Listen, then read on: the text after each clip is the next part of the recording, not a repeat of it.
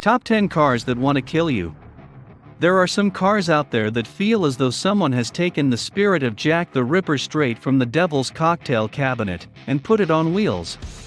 They feel as though they're in cahoots with the angel of death to ensure that you don't make it out of the experience alive. Hi guys, welcome to my YouTube channel. Before watching the video, please subscribe to my channel. This video is about. In this list, I aim to collaborate the top 10 cars that want to kill you. So, without any further ado, here's a list of some of the most murderous cars ever. 10. C7 Corvette Z06. The C7 Corvette Z06 is renowned for being a hooligan of extreme oversteer that requires the caressing touch of a professional.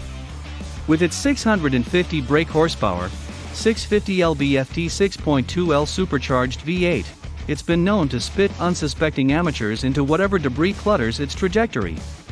But with the even more powerful ZR1 in the pipeline, the Corvette might be about to take an even more dangerous form. 9.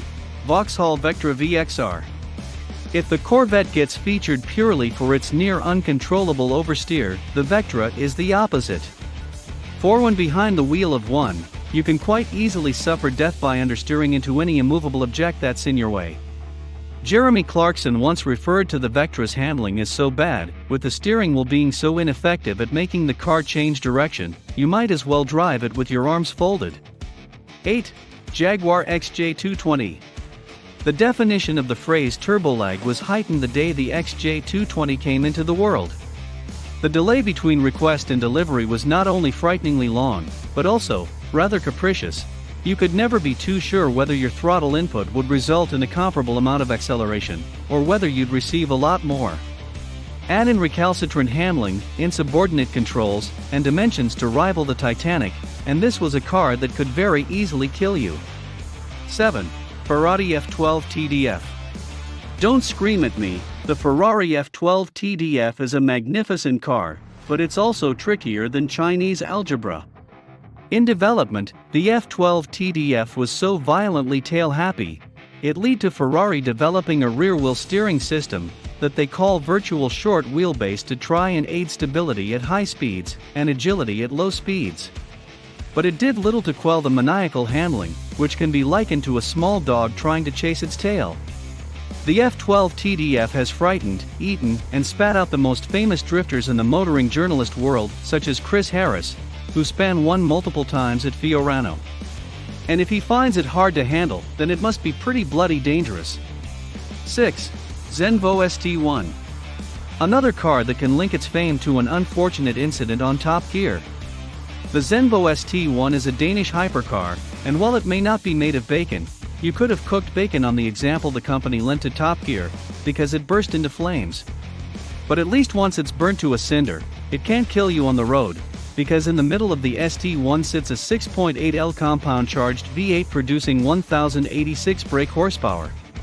Sent to the rear wheels alone via a manual gearbox, according to the car's very own chief engineer, the ST1 is undrivable in sport or race mode, because those modes disengage the traction control. So in other words, you can't entertain the performance in it, because it'll kill you. You can't have fun in it, because it'll kill you. And you can't drive normally in it neither, because it might decide to burst into flames and kill you. 5. Ariel Atom 500 V8. I distinctly remember experiencing an Ariel Atom 300 on a rainy November day at a racing circuit, and I came to the conclusion that it could provide the maximum amount of fun a human being was capable of processing. The V8-powered Atom, however, is a 500 horsepower, half-a-ton piece of wild animal that not only contains its power with the composure of Kim Jong-un, but also allows you to experience its potential without any protection from the elements or loose debris. It is a car that gives you some idea of what it must feel like to be a maggot in a piranha tank. 4. Hennessey Venom GT. With a 7L V8, blown by two turbochargers pushing 20 psi of boost, the Hennessey Venom is capable of producing 1,244 brake horsepower. Couple that to a conveniently equivalent 1,244 kilograms, 2,743 pounds, curb weight, resulting in a neat 1,000 bhp per ton power-to-weight ratio, and the Venom is one of the most terrifying cars ever made. Not to mention that it sends all of its power to the rears wheel alone via a 6-speed manual gearbox. Amalgamate all of those qualities and you have a phenomenally fast recipe for death. 3. Ford Pinto. The Ford Pinto on the other hand won't kill you because of its speed, because it isn't really capable of any. It may kill you however as a result of someone else's speed. Due to the fact that the fuel tank was wedged between the rear axle and the back bumper, if you got a dink from behind, you'd almost certainly end up exploding like a Hollywood special effect. The worst part is however that the positioning of the tank would have cost Ford just $11 per car to relocate it to a safer place. But clearly, they thought the millions of dollars they lost thanks to lawsuits, in one of which they got charged with reckless homicide, was the cheapest solution.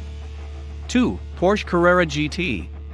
Mentioning this car in such a list is inevitably smeared with a pungent whiff of tragedy. It is, after all, the car that Paul Walker lost his life in. But anyone who has driven the Carrera GT in anger will tell you just how difficult it is on the limit. When ex-Dig Ben Collins took one for a lap of the Top Gear test track, it took him 6 attempts to get it around Hammerhead without spinning it. It's a tremendously difficult car, with a race-derived 5.7 LNA V10 developing 612 brake horsepower, rear-wheel drive, and a manual gearbox. It is a car that doesn't care how much talent you have, because if you take a single liberty with it, it is automatically programmed to destroy you, a fact which has, unfortunately, been proven true. 1. Koenigsegg 1. All Koenigsegg's are exceptionally unhinged to the point where they're more dangerous than being stabbed. Early examples, like the CCX, didn't even come equipped with traction control or any downforce, which considering they were harboring an 850 brake horsepower twin supercharged V8 meant that the old Stig, Ben Collins, lost control spectacularly when trying to get a lap time out of it. As a breed, they are all capable of treading the fine line between life and death. That's all for today's video. If you like the video please subscribe to channel. Thanks for watching.